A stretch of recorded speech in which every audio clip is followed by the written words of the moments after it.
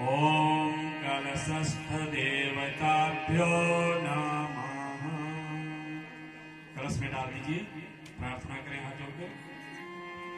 ॐ कलशस्य मुखे विष्णुः कंठे रुद्रः समाश्रितः मूले त्वस्थितो ब्रह्मा मध्ये मातृगणाश्रिता